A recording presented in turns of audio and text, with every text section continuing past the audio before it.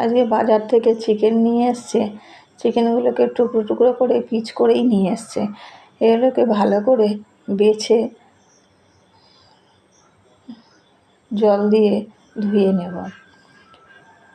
চুপিটায় ভালো করে জলটা ঝরিয়ে নিয়ে একটু লেবুর রস, নুন, হলুদ, ধনে, জিরে, কাশ্মীরি লঙ্কার গুঁড়ো সব একসাথে দিয়ে দিলাম। কাঁচা সর্ষের তেলও খানিকটা দিয়ে আদা বাটা, রসুন বাটা দিয়ে দিলাম। একটা টমেটো ছুরির সাহায্যে কেটে নিয়ে, খানিকটা কাটাও যাচ্ছে না, হাত দিয়ে ছিঁড়ে ছিঁড়ে দিয়ে দিলাম। কটা কাঁচা লঙ্কা চালা করে দিয়ে দেব।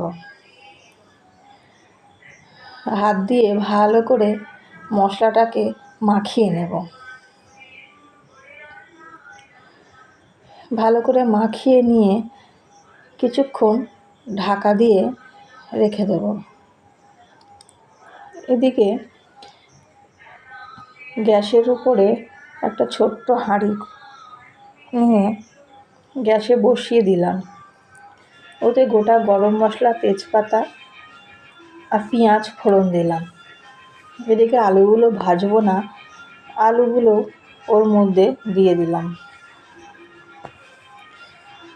এদিকে মাখানো চিকেনগুলো ভালো করে হাঁড়ির মধ্যে দিয়ে দিলাম। একটু এদিক ওদিক নাড়াচাড়া করে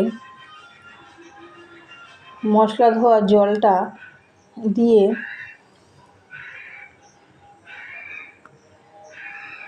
একটা ছোট্ট প্লেট